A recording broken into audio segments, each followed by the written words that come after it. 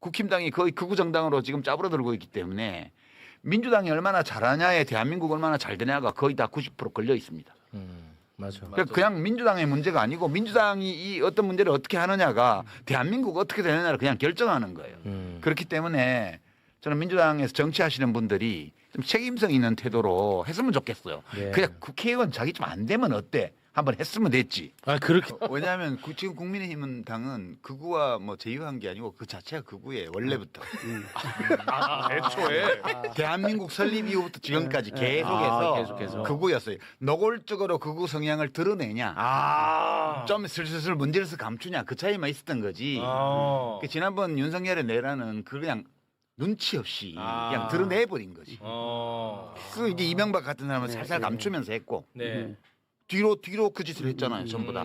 극우의 제도화라는 게 다 국정원 그때 이용해가지고 뭐 맞습니다. 극우 양성하고 네. 일베놀이 만들고 이런 게 다 예. 이제 밑에서 안 보이게 한 거고 겉으로는 뭐 뒷산에 올라가서 아침 이슬 부르면서 뭐 눈물을 흘렸습니다 이런 거짓말도 하고. 근데 지금 윤석열은 그 정도의 능수능란함이 없어가지고 그냥 자신의 얼굴을 그냥 드러내버린 거지. 그러니까 그 저 정치 세력은 태동할 때부터 지금까지 변함이 없어요. 제가 보기에.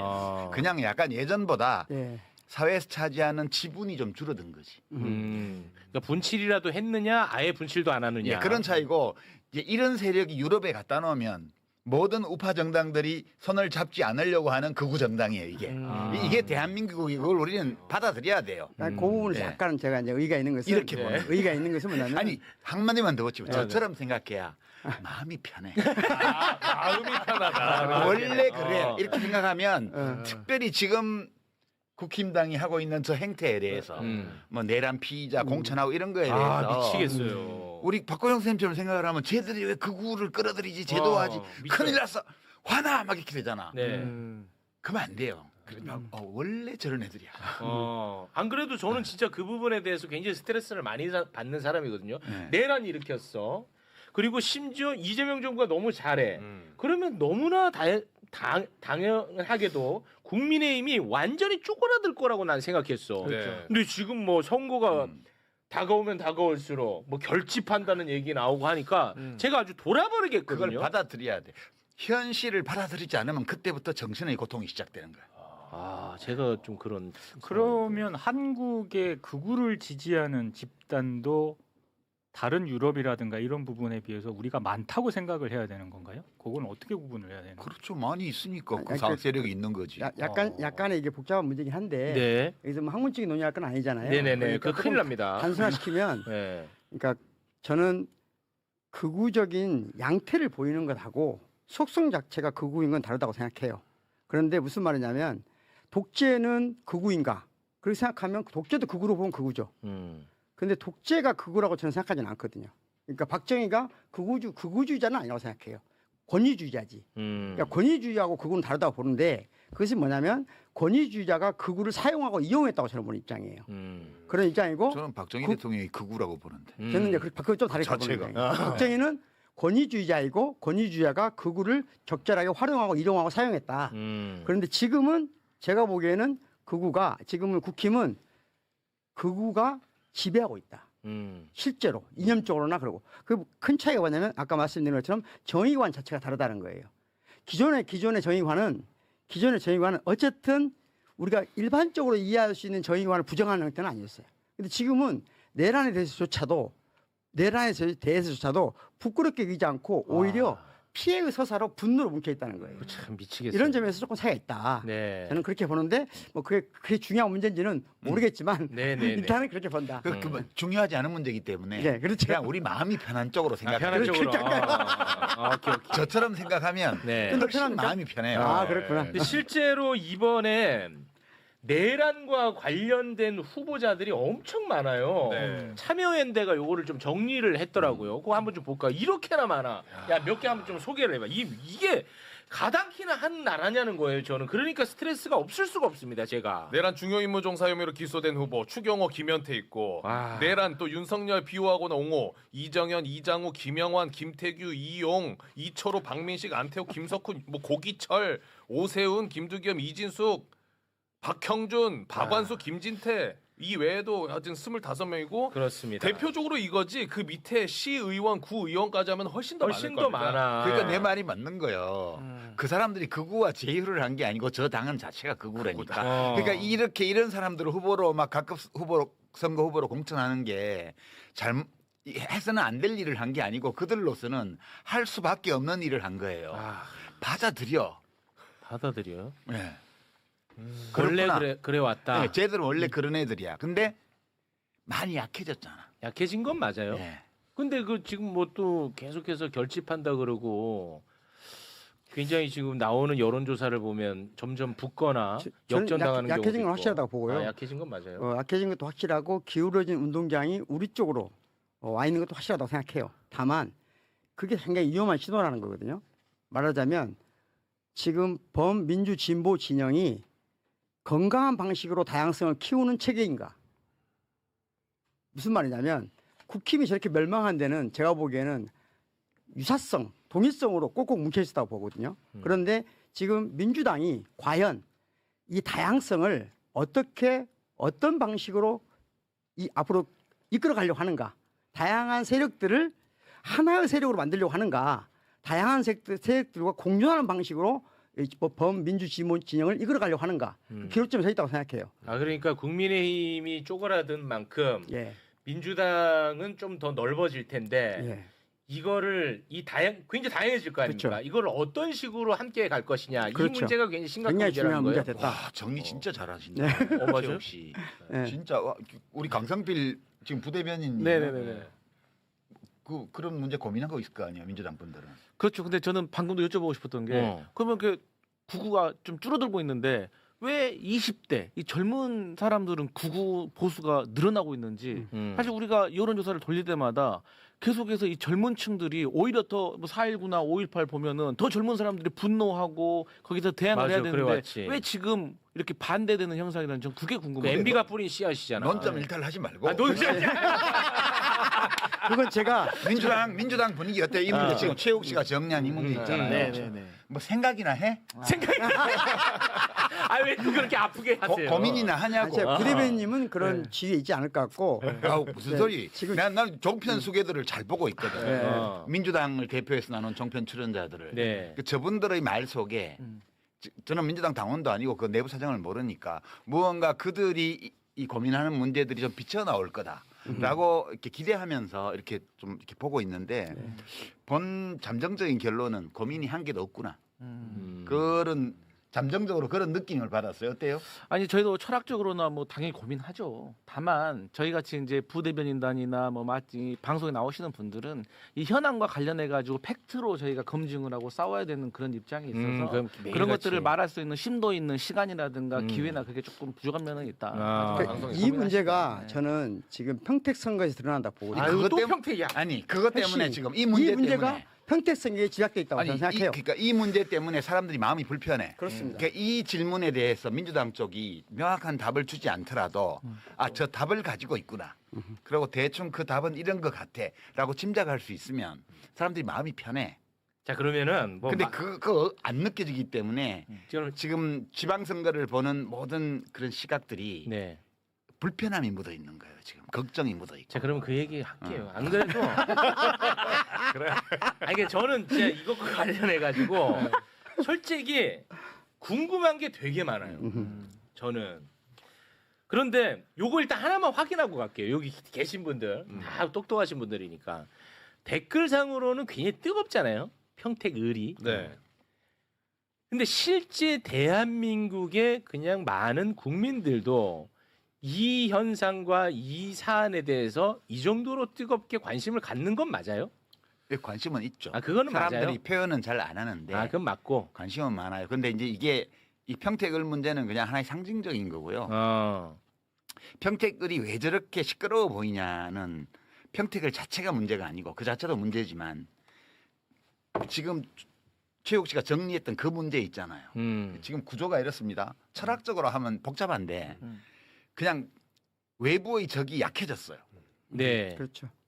외부의 적이 약해지면 내부의 싸움이 생기게 돼요. 이게 좋다 나쁘다 따질 필요도 없고 원래 그런 거예요. 자연히 섭니다. 네, 그런 거예요. 외부의 적이 약해지면 내부에서 싸움이 일어나요. 근데 이제 어떤 정당이나 정치 세력이 얼마나 건강하며 어떤 희망찬 미래를 열 수 있는 주체인가를 판단할 때 외부의 적이 약해질 때 내부에서 권력 다툼이 일어나는 건 불가피하고 자연스러운 일인데 이거를 어떤 방식으로 해내냐 이걸 보면 그 집단을 알 수 있어요. 얼마나 믿을 수 있는지. 그러니까 최욱 씨가 아까 정리한 문제가 이 문제예요. 네. 뭐 추상적으로 얘기하면 다양한 세력을 어떻게 하나의 목표 아래에서 결속해서 서로 연대 협력하면서 함께 나아갈 것이냐. 공동의 선을 이루기 위해서 최대한의 영향을 발휘해 나갈 것이냐는 문제인데 지금 민주당에서 이 지방선거 본격 들어가기 전부터 벌어진 여러 양상, 작년 말 금년 초부터 이게 외부의 적이 약해졌기 때문에 내부에서 권력 다툼이 생기는 것은 필연적인데 이 권력 다툼을 어떤 방식으로 지금 하고 있는가를 보면 네. 너무너무 저열한 방식으로 이게 진행되어 왔어요. 그리고 평택을의 공천, 그다음에 평택을 선거가 진행되는 과정에서 드러난 조국혁신당과 민주당 사이 여러 문제 이런 것들은 그 반영이라고 나는 보는 거예요. 알겠습니다. 예. 저 작가님 진행의 효율성을 위해서 제가 불편하더라도 요 얘기를 먼저 하고 분석으로 들어갈게요. 그러죠. 네, 왜냐 댓글도 그렇고 이게 해결이 안 되면 뒤에 거를 들으려는 준비가 안 될 겁니다. 네. 네. 저와 또 가까운 분도 이런 얘기를 하더라고요. 뭐냐 유시민은 조국을 대통령으로 만들어야겠다라는 정답을 하나 만들어 놓고 그 정답 아래에서 논리를 개발해낸 것 같다. 그래서 평택을에 대한 목소리를 내고자 하는 거 아니겠느냐 이런 이야기들을 하더라고요. 많이 나도 듣고 있어요. 많이 듣잖아요. 이거 아실 거 아니에요. 그럼요, 다 지금 알죠. 댓글도 이제 그런 의견들도 지금 뭐 이게 다 전부라는 건 아닙니다. 의견이. 예. 요 부분을 먼저 말씀을 해 주셔야 이런 분들도 들을 준비가 될 것 같아요. 그러니까 이제 제가 그 뉴스공장에 나가서 그 문제, 총 지방선거 이후에 여러 상황을 감안할 때 조국이 되는 게 좀 낫지 않나? 이렇게 말을 한 거를 두고 제일 많이 나온 비평이, 그러니까 제가 뭐 어디 가서 뭐라고 비평을 한마디 하면 한 100명이 물어뜯는 것 같아요. 그리고 한 10명 정도는 그래도 그게 일리 있지 않아요? 그 정도 얘기해 주는 것 같고. 우리 강성필 씨는 100명 중에 들어가나요? 10명 중에 들어가나요? 잘 모르겠는데. 아니 이러니까 최진봉이 안 하는 거죠. 네, 그거는 이제 그러니까 어떤 평이 제일 많냐 하면 네. 조국 지지 이렇게 하면 될 걸. 왜 쓸데없는 얘기를 갖다 붙여 그렇지. 이렇게 얘기를 하더라고요. 맞아요. 그러니까 그분 이제 그거 제가 어떻게 이해를 하냐 하면 네. 비평이라는 거는 비평가가 자기 자신을 어떤 대상에 투영하는 경우가 많아요. 지가 그렇다고. 그러니까 그 사람들이 어떻게 비평을 하냐면 난 누구를 지지해. 그리고 정해놓고 그 지지하는 이유를 갖다 붙인다고. 자기들이 그렇게 하기 때문에 나도 그렇게 했으리라고 주장하고 있는 거예요. 그런 경우가 많긴 네. 해 진짜. 그런 경우도 있고 안 그런 경우도 네. 있죠. 그러면 따져봐야 돼요. 그 사람이 네. 하는 말이 뭔가를. 네. 이게 지금 사실 좀 제가 기괴하다고 표현을 했는데 이상해요. 보통은 민주당 같은 큰 정당은 뭐 이렇게 국민 지지가 일정 부분 있는 정치인이 있으면 자꾸 데리고 올라오고 그래 원래. 우리 같이 해요. 여기 들어와서 해요. 거기 따로 이사하고 뭐 안 돼요. 이렇게 하는 게 그게 지금까지 봐온 우리 민주당의 모습이에요. 제가 옛날에 대선 후보 지지율 좀 나왔을 때도 같이 하자고 많이 들어와서 그랬거든요. 들어와서 해라. 제가 안 들어간 거지. 네. 그런데 지금 민주당은 이 사람을 못 들어오게 해. 지난번에 통합파동 때도 보면 나는 민주당에서 단 한 번도 상당한 정도의 국민 지지를 받고 있는 정치 세력 또는 정치인을 못 들어오게 하는 경우는 난 처음 봤어요. 이게 이상하다. 이상하다. 이거 뭔가 잘못됐다. 이렇게 생각한 거예요. 그래서 그 맥락에서 이 조국이라는 사람이 정치적으로 살아있는 것이 박보영 교수 얘기하신 넓어진 그러니까 저쪽이 외부의 적이 위축되면서 약해지면서 커진 이 내부와 주변 여기를 민주당이 중심이 돼서 포괄해 나가면서 대한민국을 잘 운영해 나가는데 중요한 문제 중에 하나인 것 같다. 이 판단을 저는 한 거예요. 이 사람이 죽어버리는 것보다는 정치적으로 살아있는 게 낫다는 게 첫 번째 있고. 네. 그러니까 그 부분 잠깐 제가 보완하면 유시민 작가님이 하시는 마음이 저도 비슷한 마음인데 간단하거든요. 저는 이게 이재명 대통령 똑같은 생각하고 있다고 생각해요. 무슨 말이냐면 지난 박근혜 탄핵 이후 우리가 무엇인가를 실패해서 윤석열이라는 괴물을 만들어냈어요. 그럼 무엇 때문에 실패했을까 하는 거거든요. 그중에 우리가 확실한 것은 무엇이냐. 저는 이렇게 생각해요. 범민주 진보 진영의 대선 정권을 재창출하려면 반드시 대선 후보가 많아야 됩니다. 지금은 그거밖에 답이 없어요. 지금 우리가 선택할 수 있는 건 그 누구도 저는 유시민 작가님 마음속에 그 누구도 없다고 생각해요. 이재명 대통령 마음속에도 그 누구도 없다고 생각해요. 저도 그 누구도 없어요.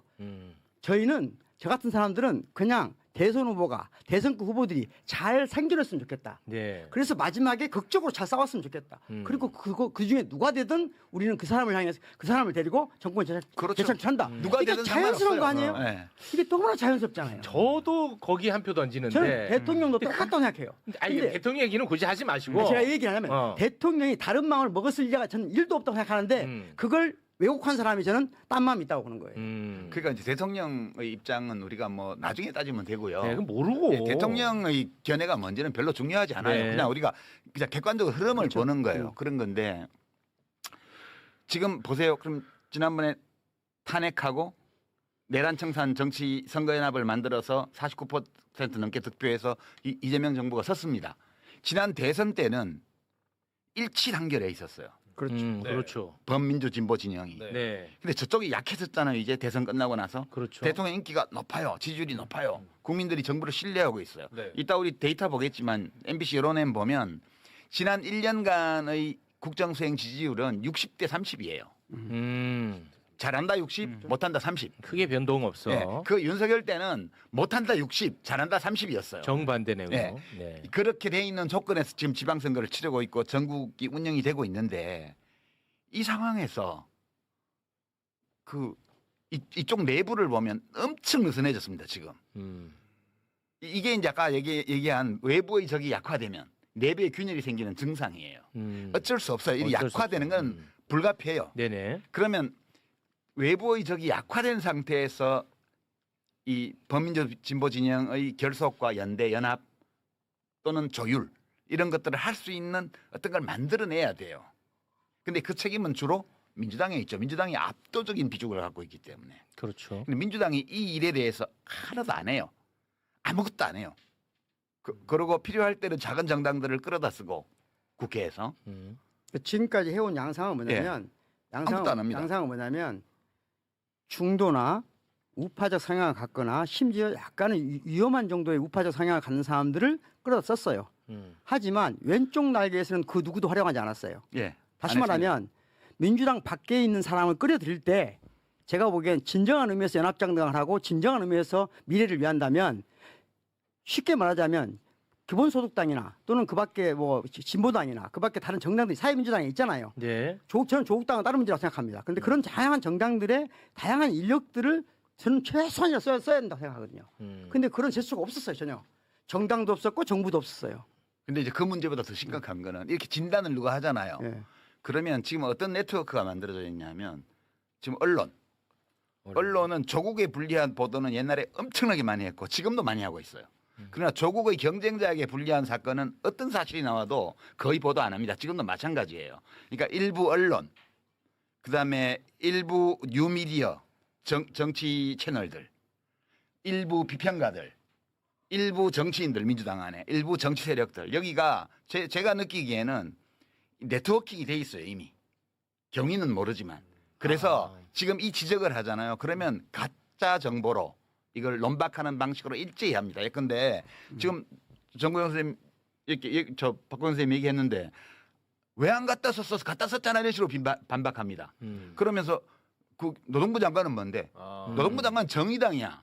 옛날에. 지금은 당적을 모르겠지만 정의당이고 정의당은 지난 대선 때 연합 안 했어요.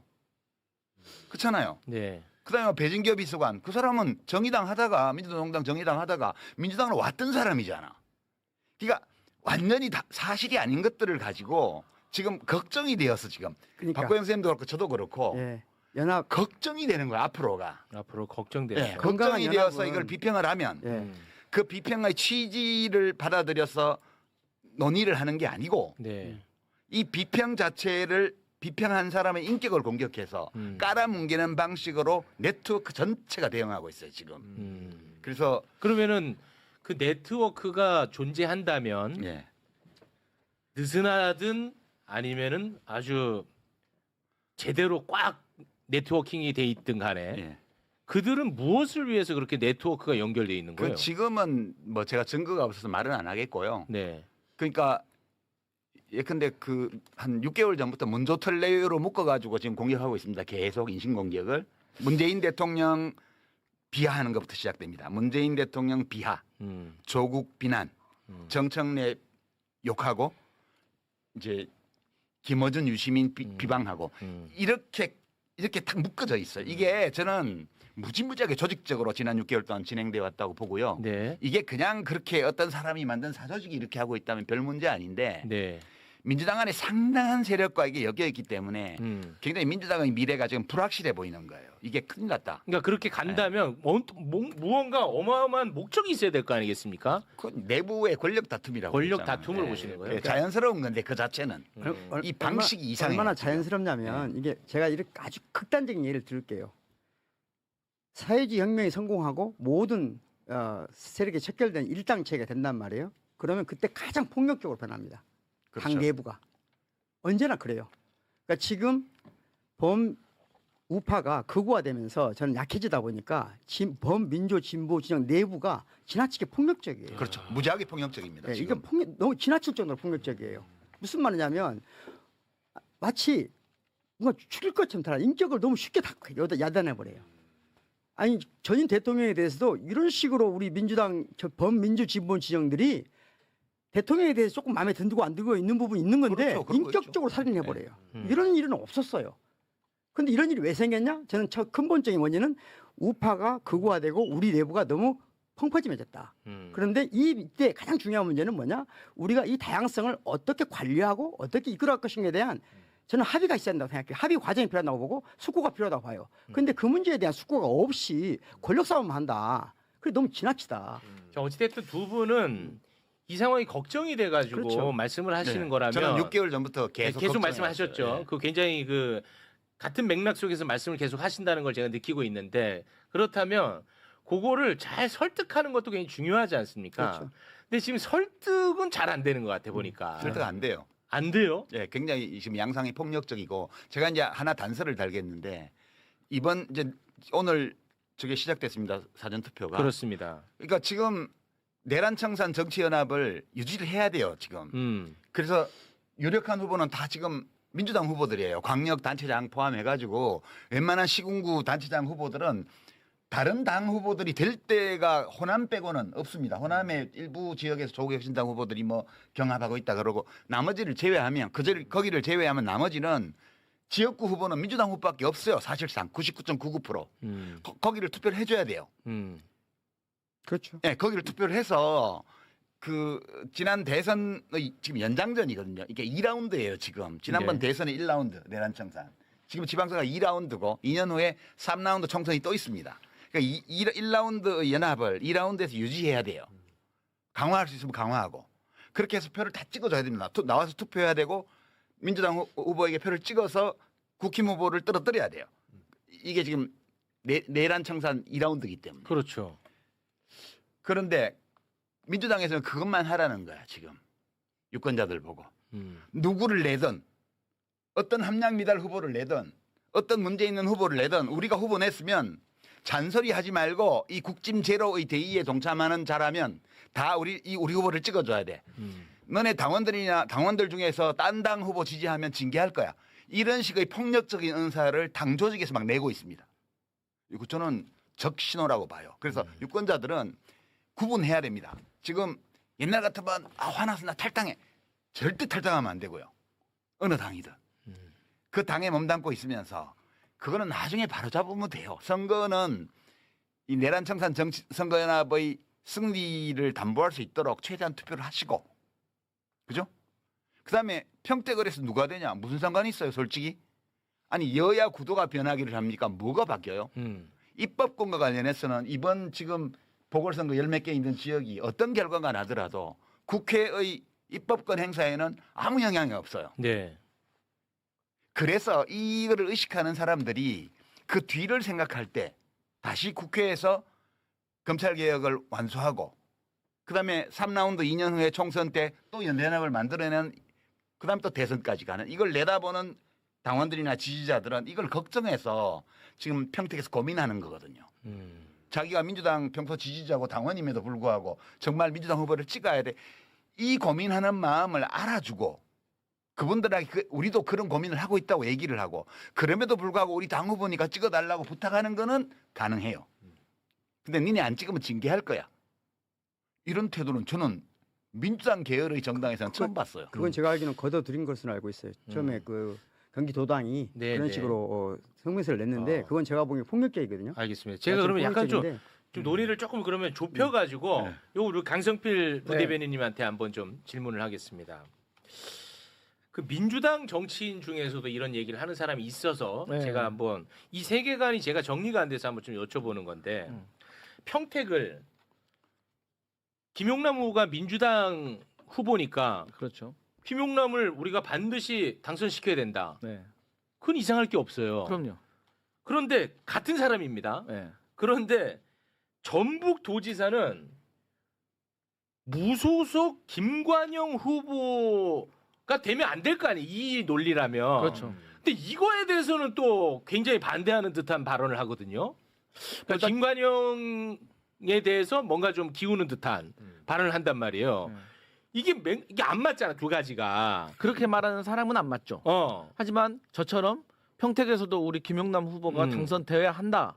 그리고 전북에서도 이원택 민주당 후보가 당선돼야 한다. 그거 굉장히 라는 일관성 사람은 있잖아. 저는 뭐 그러니까 전혀 그 거리낌이 없습니다. 논리의 정합성이 있잖아요. 네. 근데 제가 말씀드린 이거를 어떻게 설명할 것이냐. 그러니까 제가 이걸 뭐 비난하자는 게 아니라 네. 진짜 궁금해서 여쭤보는 거예요. 그런데 이 평택에서의 우리 민주당 후보에 대한 결함 그리고 전북에서의 우리 후보에 대한 결함 혹은 그 후보를 선정하는 과정에 있어서의 미숙함 이것은 지도부가 나중에 책임을 져야죠.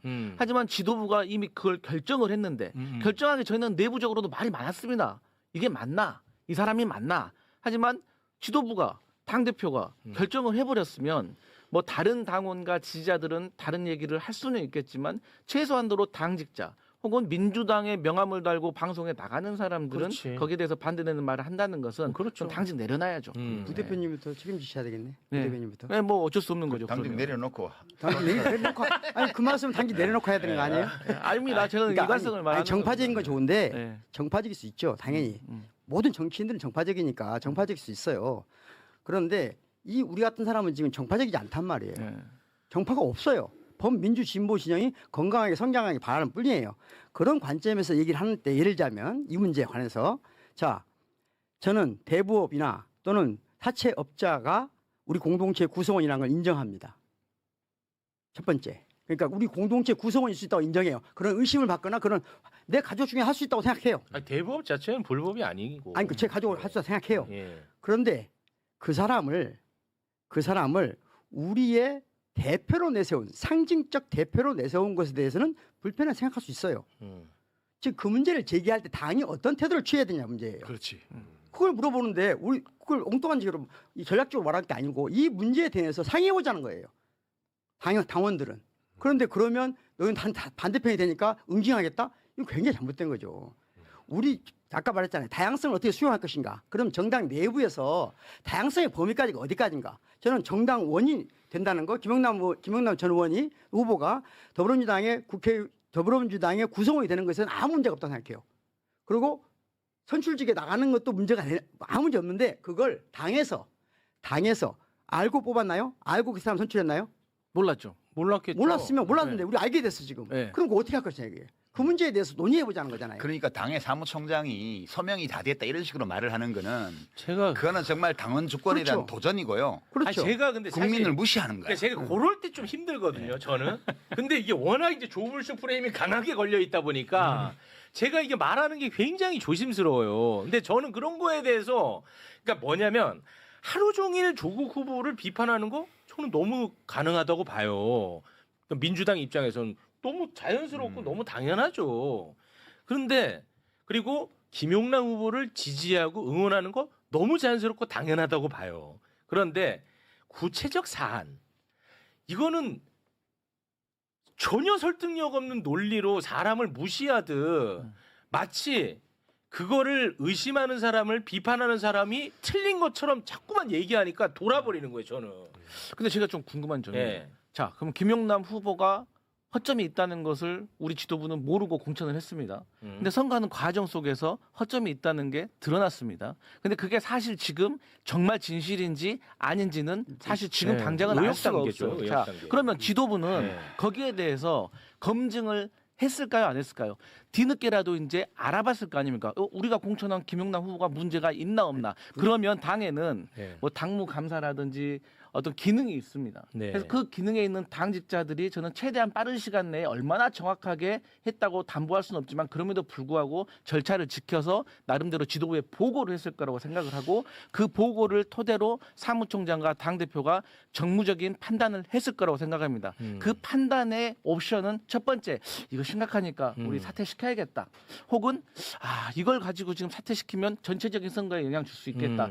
그리고 본인들이 정치적으로 책임지겠다는 결단을 내렸을 거라고 저는 생각을 합니다. 근데 이것을 일정 정도 한정된 지도부가 이걸 공론화를 시켜서 본인들이 고민할 수 있지 어느 정도까지 열어줄 수 있을까? 저는 거기에 대해서는 조금 의문이 있습니다. 고생하십니다. 고생하시는데 이건 그렇게 어려운 문제가 아니고요. 이게 이 선거가 지금 강승필 좋아.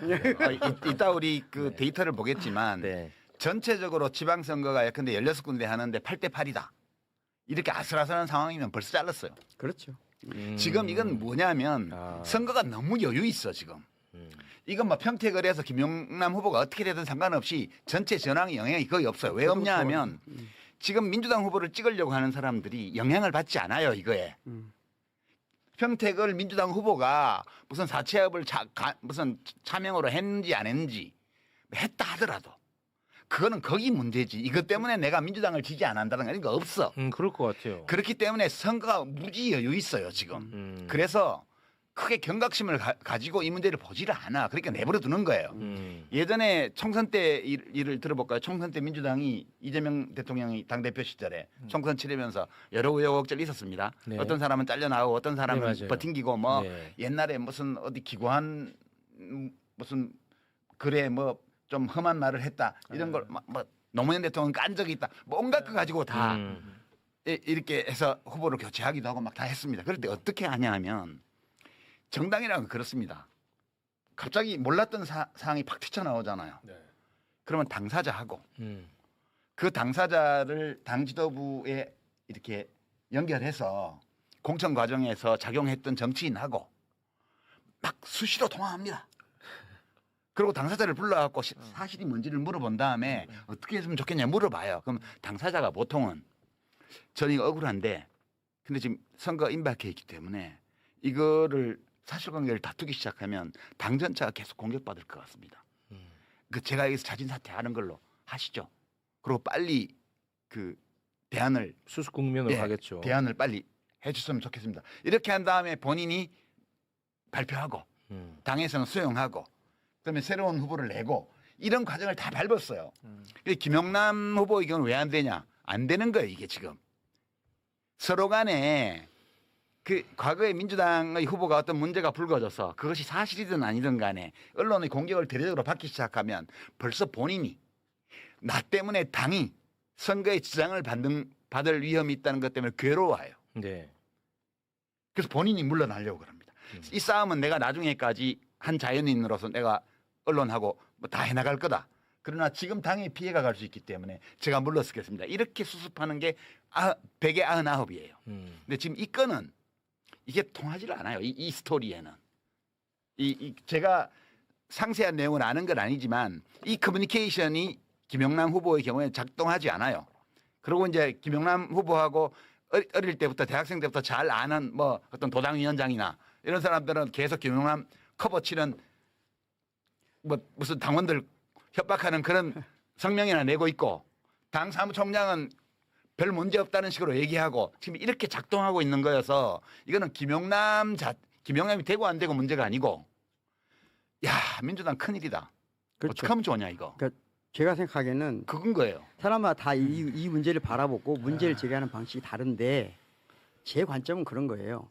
아까 다양성을 어떻게 관리할 것인가? 그러면 첫 번째 여러 가지 민주 진보 진영 내에도 다양한 정치 세력이 있잖아요. 그렇죠. 그 세력과 어떤 형식으로 포용하고 포섭하고 동화시킬 것이냐 아니면 인정하고 존중하고 연대할 것이냐 이 첫 번째 문제고요. 두 번째 문제는 뭐냐면 내부로 들어온 사람들을 어떻게 관리할 것이냐 문제거든요. 그러면 김용남 후보의 경우 우리 민주당의 당원이고 민주당이 활동하는 건 오케이. 그런데 선출적으로 내세울 정도의 앞으로 이런 후보를 알게 됐을 때 우리가 선출적으로 내세우는 것이 민주당이라고 하는 정체성이 맞냐라고 하는 것을 당원이 그런 심각한 문제의식을 제기하는 건 너무 자연스러운 거 아니에요? 자, 그럼 여기서 제 질문 하나 드릴게요. 만약에 평택을에 김용남 후보가 출마했어요. 그런데 조국혁신당의 조국 후보가 안 나왔어. 그런데 김용남 후보의 이런 문제가 수면 위로 올라왔어. 그럼 이 문제에 대해서도 이게 굉장히 지금처럼 이렇게 시끄러웠을까? 이런 거를 얘기하는 분들도 많더라고. 그러니까 결국은 이게 무슨 질문이냐? 결국은 조국을 지키기 위해서 김용남을 희생시키는 거 아니냐? 저는 반대로 말하겠습니다. 만약에 반대요? 그런 경우라면 저는 사퇴했을 거라고 봅니다. 아, 오히려 사퇴했고 더 쉽게. 다시는 왜냐하면 지금 진보당 후보가 있거든요. 마음 편하거든요. 그렇죠. 지금 조국이 있기 때문에 못하는 거예요. 냉정하게 말하면. 조국은 대선 후보라고 생각하기 때문에 민주당 많은 정치인들이 긴장하고 이 사태를 보기 때문이거든요. 제가 보기에는 솔직히 말씀드리면 셋 중에 누가 되나 저 같은 사람 아무 관심 없습니다. 김용남이 되나 조국이 되나 김재현 후보. 김종인 후보가 되나. 그런데 유이동만 아니면 됩니다. 그렇죠. 저는. 그렇지. 그렇습니다. 유이동만 아니면 냉정하게 됩니다. 우리 그런 거예요. 네. 그러면 김용남 후보가 문제 있으면 문제 있는 거 뭐 처리하면 끝나는 거예요. 음. 근데 왜 안 하고 있냐? 조국 때문에 안 하는 거거든요. 조국이 없었다? 제가 보기에는 김용남 후보는 반드시 사퇴시켰습니다. 제가 보기엔 그래요. 근데 제 그리고 생각에는- 진보당 쪽으로 진보당이 되면 안 됩니까? 예를 들자면 당시에 안 될 네. 거 없지. 안될거 없죠. 지난번에 총선 때는 세종시에서 민주당 후보 그렇죠. 그 재산 신고 잘못했다고 해서 바로 날려버리고 김종민 무소속 그렇잖아요. 후보한테 다 해서 당선시켰잖아. 네. 그렇게 하면 되는 거지. 네, 우리 아니 근데 부대변인님. 전 두 분 말씀 들으니까 그나마 다행이고 희망은 보이네요. 뭐야? 아니 그러니까 뭐 사실 유이동만 아니고 누가 돼도 그럼. 상관없다라고 하면 이건 얼마나 평화로운 일입니까? 그렇죠. 맞아요. 나는 그렇게 생각한다니까. 우리 아니, 정말 타겟 다행인 것 같아요. 맞아. 네, 그러니까 더 이상 뭐 이걸 인상 쓰고 얘기할 필요도 없는 건데 다만 민주당 안에 많은 당원들과 지지자들은 이 이제 조국 후보께서 처음에 출마를 하셔가지고 김용남 후보에 대해서 네. 많이 우리가 소위 쉽게 말하는 네거티브로 이제 공격을 하는 거 아니냐. 그러니까 본인께서 계속 주장을 하셨고 우리도 민주당도 공감하고 있는 국힘 제로를 하셔야 되고 그 선봉에 섰었고 지난 총선에서 우리와 함께 잘해가지고 세빙선을 잘 하셨던 분이 갑자기 이 김용남 후보를 차라리 정책적인 우위로 능력 면에서 압도를 해주면 되는데 그러면 모든 당원과 지지자들 편한데 이게 자꾸 네거티브로 흐르니까 이게 결론 이 과정 속에서 일부 당원과 지지자들이 막 다른 오해 이상한 감정이 생겨버린 거예요. 그러다 보니까 이 지도부도 이 돌발 변수라고 일종으로 쉽게 표현하면 이 문제에 대해서 오해받을 수도 있다는. 그러니까 그들도 유이동만 아니면 되는데 갑자기 여기서 김용남의 작든 크든 어떤 하자를 가지고 내려버리면 이거 다른 생각하는 거 아니야라는 오해가 있고 그 지도부도 정치를 해야 되고 미래를 생각하는 사람들이니까 또 다 자기들 자기의 정무적인 판단을 하는 겁니다. 네네. 그렇기 때문에 저는 그 부분이 매우 아쉬웠다. 저는 그런 생각해요. 부대변인 훌륭합니다. 민주당 안에서 조국이라는 사람이 후보로 안 나왔으면 사실은 김용남이 아니고 다른 사람이 나왔을 거예요. 그렇죠. 이게 너무나 뻔한 거거든요. 조국 때문에 김용남이 나온 거예요. 아, 그렇게 또 연결됩니까? 네, 그렇죠. 이게 지금 뭐야? 아니 우리가 지금 이 공론의 영역에서 솔직하게 얘기를 해야 되는데 그렇죠. 지금 네네. 가면 무도회를 하는 거야. 이게 평택을에 대한 정치 비평은 비평가들이 거의 대부분이다. 종편이나 유튜브에 나와서 가면 무도회를 하고 있어요. 정확하게 얘기하자고요. 조국이 아니고 다른 후보가 예컨대 그 조국 혁신당에서 여기는 당신들 귀책 사유 있는 데니까 우리 당에서 누구 후보 낼게 이렇게 해서 냈다고 쳐요. 네네. 그럼 민주당 양보했을 수도 있어요. 양보할 수도 있고 그리고 이왕 후보가 나왔을 수도 있고. 생각해봐요. 아니 거기 국힘 제로라는 대의를 위해서는 그러면 조국 후보가 이렇게 했으면 좋겠다 그런 얘기 하잖아요. 제일 좋은 방법은 민주당이 공천을 안 했으면 돼요. 거기에 민주당이 단 한 개라도 이번 지방선거에서 자기 몫을 내놓은 데가 있어요? 없죠. 한 군데도 없습니다. 그러니까 내가 조국 씨한테도 처음에 조국 혁신당 만들 때부터 이걸 경고를 했어요. 나한테 자문하러 왔을 때 민주당 무서운 정당이다. 민주당이 얼마나 무서운 정당이냐 하면 국힘당 계열과의 정당과 싸울 때는 사자 같지만 거기 않고 이쪽 진보 진영 안에서 다른 군소정당하고 싸울 땐 늑대다. 자기 살코기, 자기 먹을 고기, 살코기 한 점도 양보 안 한다. 그래서 민주당하고 지역구에서 부딪히게 되면 뼈가 가루가 될 거라고. 그거는 좋고 나쁘고를 떠나서 현실이에요. 이게 정치는 권력 투쟁이기 때문에 민주당으로서 그렇게 갈 수밖에 없는 거예요. 근데 창당할 때부터 이 말씀 하셨었어요. 민주당은 그런 모든 정당이 그러듯이 민주당도 그래요. 이거 진보 보수를 막론하고 현실 정치의 정세력은 그럴 수밖에 없어요. 대표님하고 작가님하고 저하고 비슷한 관점은 뭐냐면은 범민주 진보 진영에 대한 우리 애정이 있잖아요. 그러면 그 애정은 뭐냐면은 큰 집은 좀 큰 집 땅에 행위하고 작은 집은 작은 집 땅에 행위해서 잘 어울려 살자는 그렇죠. 거거든요. 아, 그럼요. 그게 우리 길이잖아요. 근데 큰 집 내부의 권력 싸움 때문에 이런 식의 모습을 계속 보이는 게 좋냐? 사실 큰 집 내부에 지금 누가 대장되냐 때문에 이 모든 걸 아니, 지금 이제 그렇다는 것만 지적하고요. 네. 그 문제는 어차피 지방선거 끝나고 그건 8월 그래요. 전당대회 가면서 이제 겉으로 드러나게 돼 있어요. 그때 가서 더 커져? 예, 아 당원들 그만해 이제. 아니 그래서 그때 가서 이제 당원들이 그 얘기- 결정하면 그 얘기를 되고. 다음에 어쩔 수가 하더라도 없어. 제가 잠깐 하나만 좀 네. 말씀드릴게요. 이거는 솔직히 좀 지긋지긋한 질문인데 제 주변에 있는 뭐 이름 밝히지 않겠습니다. 네, 그 친구도 뭐 이래 복잡한 얘기하다가 항상 저한테 물어보는 게 있어요. 내가 답할 수도 없는 질문이야. 유시민 작가는 친문 부활을 위해서 저러는 거 맞냐? 이걸 계속 물어봐요. 내가 뭐 알 수도 없고 나는 뭐 유시민 작가님이랑 같이 만나고 뭐 그런 관계가 아니니까 오늘 방송도 아마 댓글에서는 무슨 뭐 사전 교감하에 뭐 한 줄 알 거야. 근데 전혀 그런 거 아닌데 또 다시 한번 여쭤봅니다. 왜냐? 이게 거의 만능 언어처럼 활용이 돼요. 그러니까 매우 폭력적이에요. 지금 예. 얼마나 폭력적이냐면 제가 사실 지난번에 나왔을 때 오윤혜 씨하고 할 때 오윤혜 씨가 한 말 중에 내가 그냥 넘겨버렸어요. 그때 네. 뭐 이재명 대통령 연임해야 되는데 벌써 뭐 차기 주자 얘기하고 이러니까 서운하다. 그 서운하지 않냐 이런 얘기를 하더라고요. 이재명 대통령 연임 불가능해요.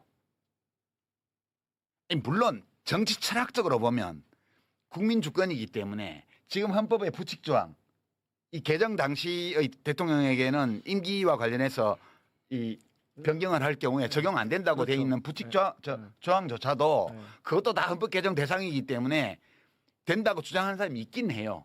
근데 또 반명으로 가겠네. 그런 얘기를 왜 또? 그냥 할 얘기만 하세요. 헌법적으로 보면 네. 아니 내가 하는 얘기는 이재명 대통령의 연임은 헌법적으로 불가능해요.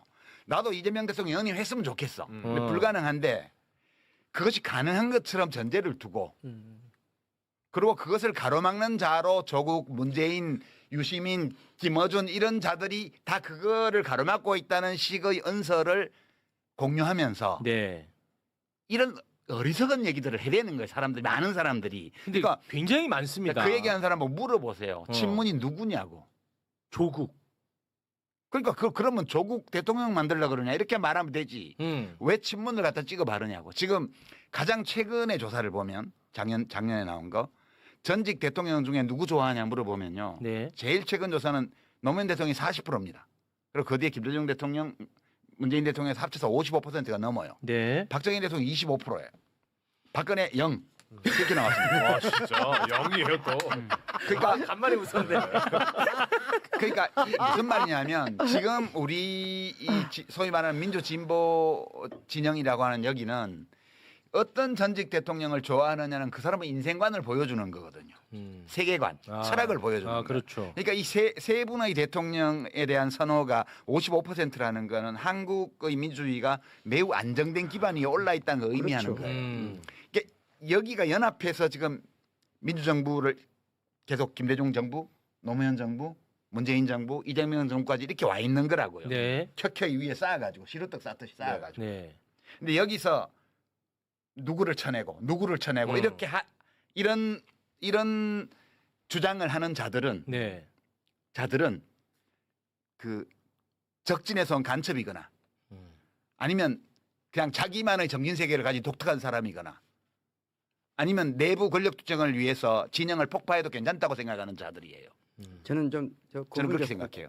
고민을 많이 해봤는데요. 그러니까 답은 간단하거든요. 다시 말하면 앞으로 정권 재창출을 하고 범민주 진보 진영의 정책을 안정적으로 끌어가려면 세 분의 대통령을 지지했던 사람들이 항상 어떤 방식으로 연대해야 돼요. 그렇죠. 다른 길은 없어요. 그런데 지금 그 길이 아닌 길을 입 밖에 내는 분들은 이유는 딱 하나라고 생각해요. 저는 나쁘게는 보지 않고 이유는 하나라고 생각해요. 그냥 이재명 정부 때 이득을 많이 얻고 싶은 거예요. 저는 그 이상도 이제 아니라고 생각해요. 그래서 그 사람들 제가 B라고 한 거예요. 아니 그만해. 아 이게 참 이게 그러니까 이거는 다 우리가 뒷머리에 둬야 될 문제고요. 지금 오늘부터 시작된 이 지방선거에서는 그 지역구 후보는 지역구라고 해야죠. 지역구 후보는 각급 선거에서 민주당 후보뿐이에요. 네. 호남을 제외하고는 사실상 네. 달리 찍을 후보가 없어요. 네. 비례 후보는 광역 비례는 조국 혁신당도 좀 나와 있죠. 진보당도 나와 있고 거기는 다른 선택을 해도 돼요. 그거는 마찬가지예요. 지금 경기도의회 뭐 서울시의회 이런데 네. 민주당이 완전히 인천시의회 다 압도할 거거든.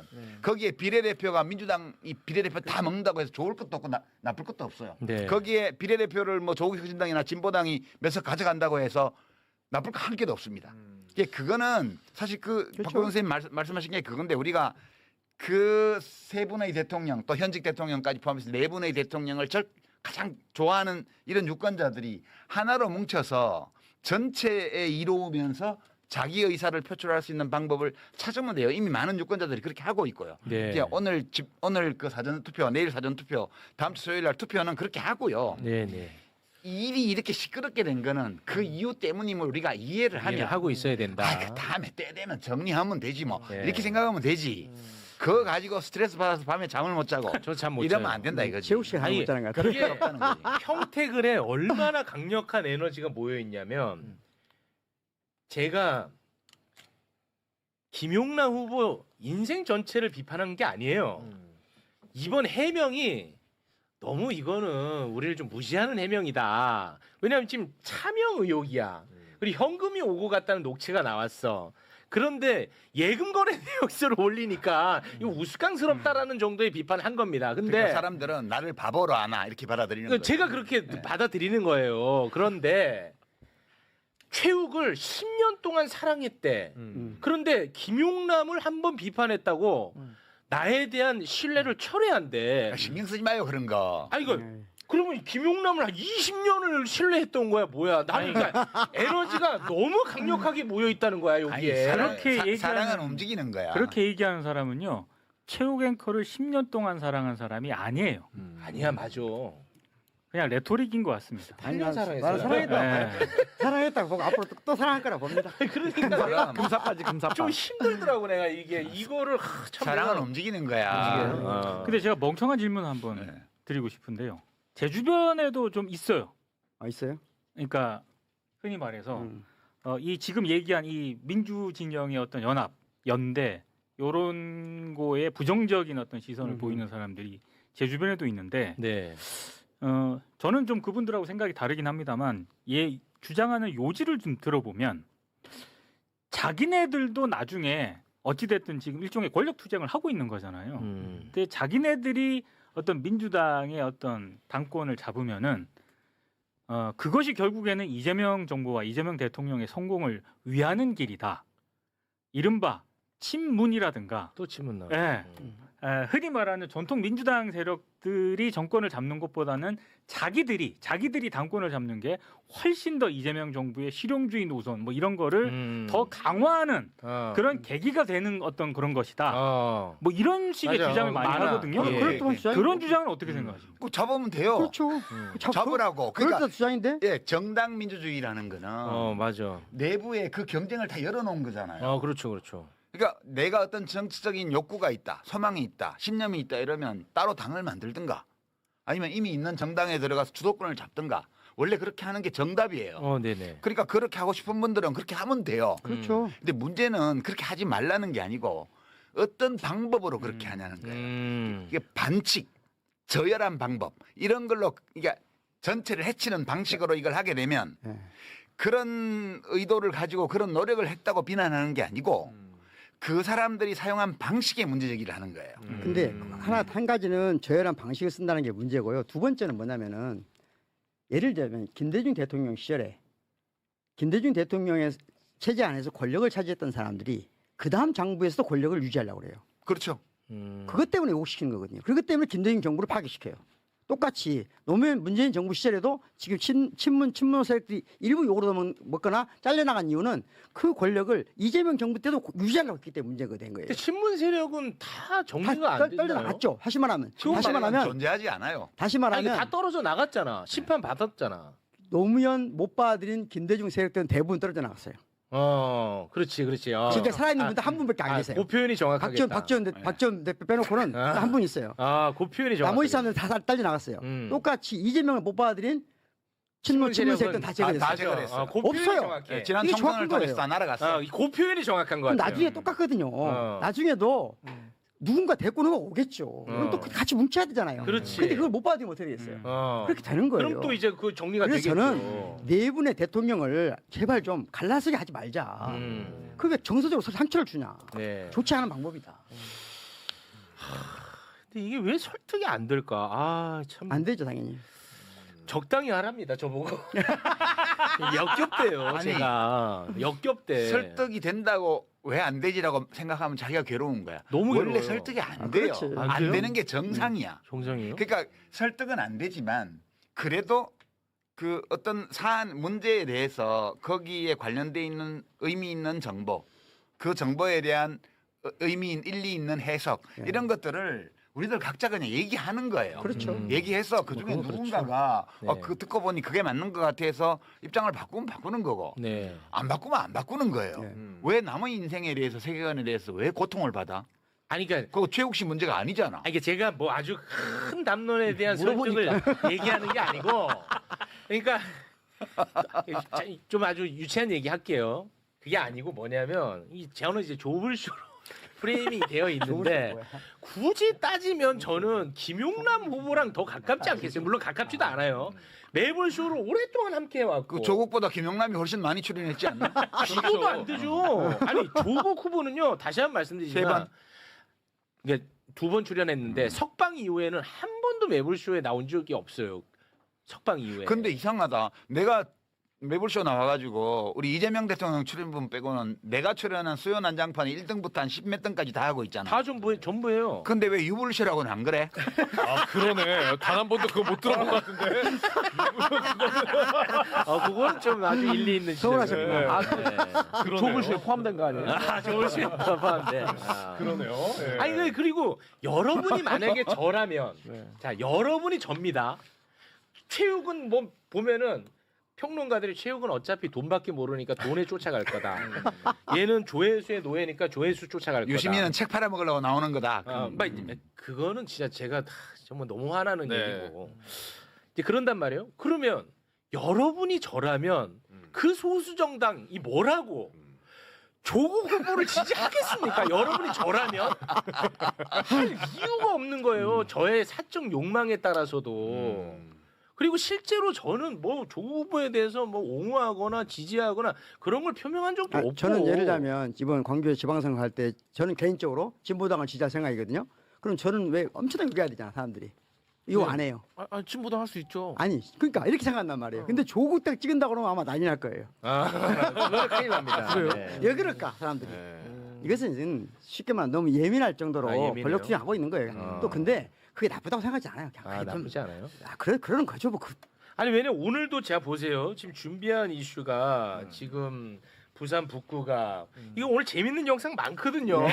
그런 거는 다른 데서도 많이 하잖아. 아니니까? 매불쇼는 매불쇼만이 하는 어떤 거. 그러니까 이런 이제 그 에너지가 맥락에서 좀 분산되는 것 같아요. 조금 재미는 없지만 한 가지는 꼭 말씀드리고 싶어요. 저는 그러니까 이재명 정부가 이전에 세 분의 진보 민주 진영의 어떤 정책을 유효받으면서도 패러다임 전환을 하는 게 있다고 보거든요. 맞습니다. 두 가지가 있는데 가장 큰 게 이제까지는 모두가 이 권력을 또는 모든 기구를 분산하자. 지역 자치를 좀 끼고 이 정도였는데 이재명 대통령은 확실한 건 뭐냐?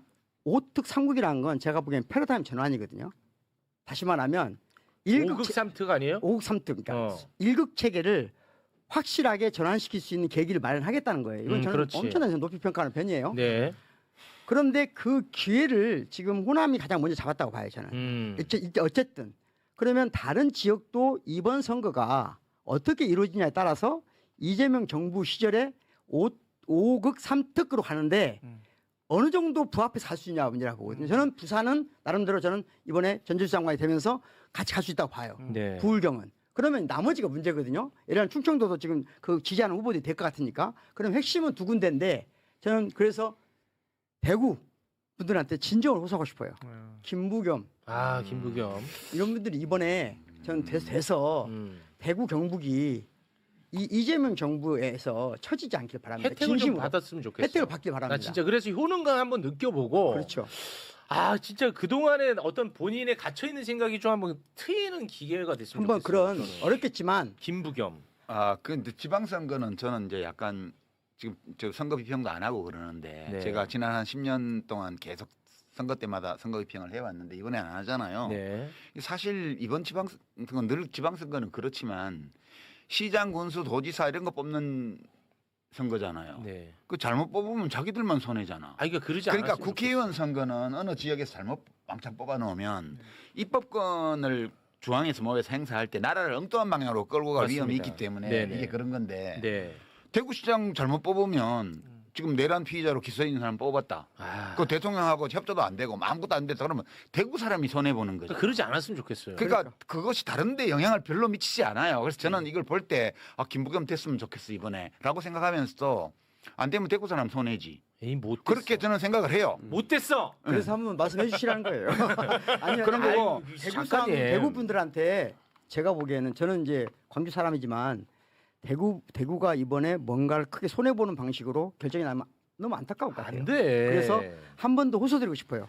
사실은 지금 민주당이 총력을 기울여서 대구를 어떻게든지 김부겸 전 총리를 당선시키는데 최선을 다해야 된다 보거든요. 네. 그래서 한번 꼭 그 말씀을. 근데 저는 이제 김부겸 후보는 그것보다 네. 승패야 뭐 알 수 없죠. 지금 딱 붙어 있다고 그렇죠. 그러니까 승패는 알 수 없는데 될 수도 있고 안 될 수도 있겠죠. 근데 이제 저는 김부겸 후보를 20살 때부터 알거든요. 제가 20살 때. 오랜 인연입니다. 제가 20살 때부터 알아요. 오. 그러니까 지금 일제 강점기보다 더 오래 알아왔다고요. 지금. 오랜 인연이야. 근데 이제 어렸을 때 20대 때 알았던 김부겸이 이제 한 30년 동안 없어졌었거든. 그게 군포에서 어렵게 국회의원 되면서 네. 이 양반이 그렇게 호쾌한 양반인데 아주 조심성 많고 너무 신중한 사람으로 바뀌어버렸어. 말도 너무 눈치 봐가면서 하고. 그래서 제가 실망이야. 내가 알던 김부겸 형은 없어져 버렸어. 이렇게 생각하고 있었어요. 네. 근데 이번 대구에 출마한 거는 진짜 봉사하는 마음으로 마음 비우고 나오신 것 같아요. 맞아요. 이 언어가 이 거리에서 마이크 잡아서 하는 이 말이 네. 내가 20살 때 봤던 김부겸 형 오. 그 느낌이 확 살아나는 거예요. 제가 그거 보면서 그래요. 저 형님은 이번에는 진짜 완전 마음을 비우고 오로지 공적인 어떤 동기 그것만 100% 가지고 나오셨나 보다. 그러니까 이미 승패에 연연하지 않고 자신의 길을 가고 있어요. 저는 되게 아름다워 보이더라고요. 야, 저 형님 일제 강점기보다 더 긴 세월이 지나서 드디어 옛날 모습으로 돌아오셨네. 저는 그런 거 보면서 혼자서 그냥 낄낄거려요.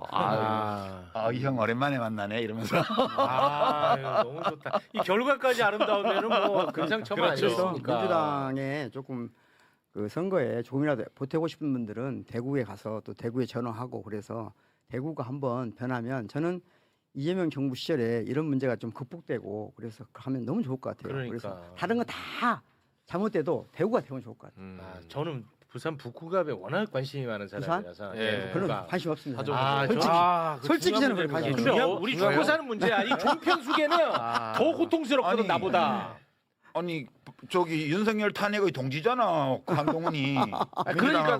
그러니까 됐으면 좋겠지. 뭐라고요? 됐으면 그럼 아니요 안 되죠. 근데 어제 받아들였어. TV 토론에서 고감 보고 갈까요? 네, 이거 보고 가겠습니다. 한동훈 완전히 발렸던데. 네, 이거 보고 갔다. 와, 이걸 봐야 돼. 그거 보기 위해서 자. 많이 지금 어려운 길 왔네. 어려운 길 왔다. 아니 하정우 후보를 너무 어. 얕봤더라고. 알았어요. 그러니까. 천천히 갑니다. 우리 여러분도 평택에서 부산으로 좀 내려와 주세요. 네. 평택 관련해서는 뭐 그 정도로 정리하고 사실은 뭐 평택에 국한된 이야기는 아니었던 것 같고 네. 앞으로에 대한 이야기를 했던 것인데 뭐 생각의 차이도 있습니다만 아무튼 진정성 있는 얘기. 아니 요 얘기는 또 제가 또 사족인지 모르겠지만 유시민 작가가 조국이 대통령 되면 뭐 하겠습니까? 이분이 무슨 공직에 나가려는 의도가 있는 것도 아니고 무슨 권력을 탐하는 분도 아니고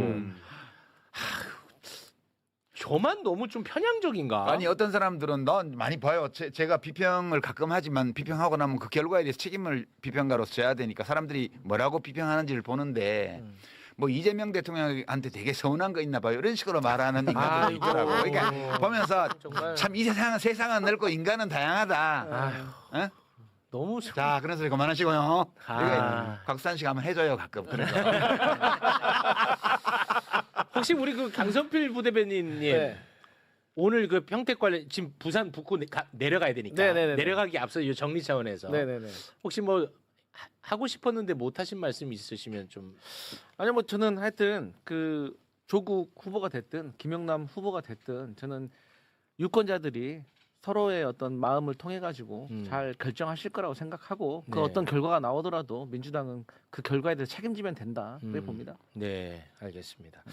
자, 부산 북구 가보러 가겠습니다. 내려가는 거죠? 내려갑니다. 네, 내려갑니다. 되게 오래 걸리네. 그 한동훈이 얘기를 안 할 수가 없어요. 저는 하종 후보가 당선되는 거 기쁘죠. 근데 한동훈 후보가 낙선되는 게 나에겐 정말 더 큰 이슈야. 쾌재다. 나한텐 그래. 그런데 한동훈 필요하네. 후보가 당선되면 국힘당은 폭탄 하나 떨어지는 건데. 아, 저는 근데 그런 어떤 공학적으로 계산하기에는 네. 제가 너무 고통스러워요. 왜 고통스러워요? 한동훈의 그 마치 합리적 보수를 대변하는 듯한 모습, 그 상징성 같은 언론에서 그런 대우를 해주는 것, 그게 나를 장동혁보다 나에게 스트레스를 더 준다니까요. 이진숙보다 나는 한동훈이 스트레스가 더 커요. 저랑 다르네요. 달라요? 저는 이진숙이 만약에 의원 배지를 달고 국회 과반이 들어와서 설치 생각을 하면 아, 나는 한동훈이 더 커. 제가 보기에 영역별로 그런 게 있는 것 같아요. 언론인이잖아요. 그러니까 그런 언론이 와서 그런 언론을 커치하는 것에 대해서 굉장히 큰 스트레스가 있는 것 같아요. 네, 자 그래서 한번 만나봅니다. 윤석열 같이 한동훈은요 권력을 잡는 거 그 자체만 이게 관심이 있고 그 목적을 위해서는 그 하위 개념 무슨 뭐 본인의 철학 뭐 이런 것들은 다 하위 개념으로 놓고 언제든지 바꿀 수 있는 사람이야. 네. 그게 아주 여실히 느껴지는데요. 한동훈은 박근혜 30년 구형했거든요. 네. 이 딱 나와 있잖아. 30년 구형했단 예. 말이야. 한동훈이가. 그런데 한동훈이는 표 좀 얻어보겠다고 네. 박근혜의 삶 자체가 존경스럽대. 이게 말이 돼? 야, 말이 돼? 30년을 구형한다는 건 뭐야? 검사 입장에서 이런 사람은 쓰레기라는 거야. 이 격리시켜야 된다는 거야. 30년간. 그렇죠. 근데 삶을 존경한대. 그거 잠깐 보겠습니다. 전 박 전 대통령의 인품과 그동안의 삶을 존경합니다. 존중하고요. 박 대통령께서 여러 가지 생각을 하고 판단하신 것이기 때문에 제가 존중합니다. 와, 이게 가능하냐 이겁니다. 인품까지 들어갔구나. 인품까지. 근데 저 삶의 궤적. 발언의 문제는 뭐냐면 네. 상당히 앞뒤가 다르고 논리가 안 맞는 게 자 저러한 저 발언에 대해서 박민식 후보가 지적을 합니다. 아 네가 30년 구형했잖아. 요거 준비돼 있어. 아 그랬구나. 이거 재밌어. 철저하구나. 거기까지 가기 전에 잠깐만. 그러면서 철저해. 네. 30년 구형을 윤석열에게 떠넘기고 박민식을 비판해. 네. 뭐라고 비판하냐? 그러니까 비판하거든 아무튼. 예. 근데 윤석열하고 박민식을 비판하거든. 그런데 자아 비판 같이 보여. 나한텐 그래. 네. 내용이 딱 지 얘기야. 네. 그거 잠깐 보겠습니다. 박민식 후보는 그 30년 구형을 결정했던 윤석열 대통령을 대통령으로 만들기 위해서 나섰던 사람이고 너잖아. 그리고 그 다음에 거기서 장관 자리 했던 사람이고 너잖아. 그 이후에는 윤어게인 하면서 탄핵 때 윤석열 대통령 돌아와야 한다라고 계속 지금까지도 윤어게인 주장하는 사람입니다. 그런데 지금 윤석열 대통령이 구형한 30년을 너잖아. 저한테 뒤집어 씌우고 그리고 자기가 그렇게 물고 빨았던 윤석열 너잖아. 대통령이 했던 30년을 그렇게 얘기한다고요? 아, 그러네. 너잖아. 아니 저거- 그래 안 그래? 너잖아. 근데 저거는요. 진짜 지금 윤석열에게 30년을 구형했다고 한 거잖아요. 네. 근데 당시 언론 보도를 보면은 한동훈이 구형했다라는 보도가 많아요. 그러니까 그건 팩트인 것 같아요. 근데 이제 윤석열한테 구형을 했다라고 사실과 다른 얘기를 했거든요. 윤석열이 네. 결정했다는 거죠. 아니 지금은 구형했다라고 얘기를 했습니다. 그렇습니다. 중요한 거는 30년을 윤석열이 구형을 하든 그 목소리로 구형을 하든 한동훈이 하든 그건 중요한 게 아니에요. 자기가 검사로서 수사해보고 조사해보니까 이 사람 나쁜 사람이네라고 판단을 했으면 그 수사팀의 의견에 동의한 거예요. 그렇습니다. 그럼 끝나는 거지. 뭐 네가 얘기하나 내가 얘기하나 뭐가 달라지냐 이거예요. 맞습니다. 그리고 너무 욕하지 마요. 스스로가 그네들 술만 해봐. 아니 그리고 스스로가 대선 후보가 되겠다는 사람이 구질구질하다, 물고 빨고 이런 짜치다. 표현 쓰는 게 맞아요. 정확합니다. 맞아요. 그 민중의 언어로 해보려고 노력하는 걸 가지고. 괜찮아. 다음에 또 아니, 다 제가 너무 포용력이 없네요. 그럼 아니. 그 조희대가 이재명 대통령에게 공직선거법 그 위반 네. 허위사실 공표죄 네. 파기환송했잖아요. 그렇습니다. 그 기준을 갖다가 만약에 이제 저게 공직선거법상 허위사실 근데 누가 조언을 했는지 모르겠는데 좋은 코치가 있었던 것 같아. 그러니까 TV 토론, 선거 토론 할 때는 이렇게 면접 보는 게 아니거든요. 그러니까 상대방이 나한테 질문을 하면 상대방의 질문 취지에 맞게 대답을 하는 게 정답이 아니에요. 보통 이제 공부 잘했던 사람들이 그 덫에 걸리는 수가 많은데 상대방이 어떤 질문을 나한테 어떤 형식으로 하는 거는 나를 자기 코너에 몰아넣는 거거든. 그럼 그 코너에 싸움 얻어맞게 돼 있어요. 그때는 빨리 클린치를 해서 빠져나와야 돼. 보면 묻는데 답을 하는 게 아니고 자기 얘기를 해버리잖아. 저게 그러니까 이 후보자들 토론은 사실 정상적인 의미의 토론이 될 수가 없어요. 그렇기 때문에. 그래서 수준이 낮아지는 건 불가피한 거고요. 그러니까 상대방의 공격을 받았을 때 말이 질문이지 공격이잖아요. 그럴 때 그 코너를 빨리 빠져나와서 자기가 유리한 코너로 이동한 다음에 매기는 거죠. 그게 전형적으로 판넬 들어보인 거 있잖아요. 뭐 이재명 대통령한테 뭐 놓으라고 뭐 당연히 어쩌고저쩌고 야지 놓을 때 그 코너에서 아닙니다. 저는 할 수 있습니다. 이렇게 말하면 바보야. 제가 그럴 만한 일이 있으면 그렇게 하겠습니다. 이러면 바보야. 그냥 제가 이런 거 하신 분이 할 말을 아니라고 생각합니다. 그게 자기 코너로 끌고 가는 거예요. 그래서 이제 스킬 면에서 누가 저 TV 토론 준비를 시켰는지 모르겠는데 상당한 선수가 코치를 한 것 같아요. 저는 그런 느낌 받았어요. 그래서 한동훈도 이건 예상 못했는지 준비 많이 했어. 그리고 표현도 이렇게 하셨던 분 아닙니까도 아니고 이랬던 분이 반기를 드네 마네. 약간 그 짜증 좀 좋았다. 짜증 좀 근데 좋았어. 제가 보기에 한동훈 전 대표의 가장 큰 약점은 다 예측된 질문을 한다는 거예요. 아무 새로운 게 없잖아요. 새로운 게 없어요. 야, 한동훈 대권 후보라고 했는데 저는 대권 후보 아니라고 생각하거든요. 당연하죠. 사이즈가 아니에요. 질문하는 거 보면 큰 틀이 없어요. 예상하지 못한 게 없어요. 대응하지 못할 것도 없어요. 좀 아래다. 저는 너무 표면이 그런 거 아닙니까? 그냥 사실 판단인데 가치 판단이 아니고 내가 보기에 거의 사실 판단에 가깝습니다. 그거 가치 판단이죠. 그거는. 자, 이제 시간이 조금 많이 흘러가지고요. 네. 이제 정리를 좀 하면서 마무리를 좀 지어야 될 것 같은데 우리 유시민 작가님 혹시 뭐 끝으로 하실 말씀 있으실까요? 끝으로 이제 우리 오늘 평택을 때문에 얘기 많이 했는데 민주당 마음에 안 들죠. 물론 다른 당도 다 마음에 안 드는 점이 있겠지만 민주당도 하는 게 되게 마음에 안 드는 거 있을 거예요. 저는 이제 어떤 느낌을 받냐면 민주당이 어떤 고민을 해야 되냐면 박보영 교수가 하신 말씀이 핵심인데 다양한 이해관계와 서로 다른 지향을 가졌지만 큰 틀에서 우리 현대사의 네 대통령 지금 이재명 대통령까지 포함해서 들을 좋아하는 시민들 또 그 대통령들과 일체감을 느끼는 시민들의 유대 연합 이걸 어떻게 묶어서 한국 사회를 좋은 방향으로 가게 할 거냐 이게 정치 세력 정당들이 해야 될 제일 중요한 고민이에요. 그러려면 뭐 서로 간에 대화를 잘하고 인적 교류를 하고 뭐 평소에 뭐 입법에서 연합을 하고 이것도 중요하지만 안정적으로 생존할 수 있는 환경을 만들어줘야 돼요. 그래서 저는 이제 민주당이 이것만 해줬으면 좋겠다 싶은 게 각급 중요한 장선거, 국회의원 선거, 대통령 선거, 자치단체장 선거에 결선 투표제를 도입하는 선거법 개정을 해라.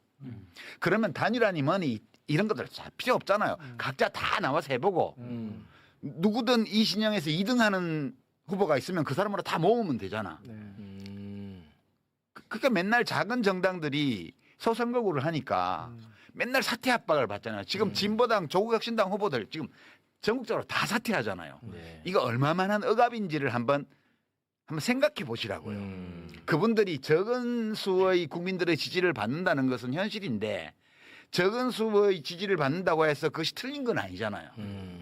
그러면 민주주의라는 게 좋은 게 오늘의 소수파가 내일은 다수파가 될 수 있는 가능성을 열어주는 제도라는 점에서 좋은 거잖아요. 그럼 지금 우리 선거제도가 어마어마한 억압으로 그 작은 정당들을 압박하고 있고 선거 때마다 그 혜택은 민주당이 독식해왔어요. 지금까지.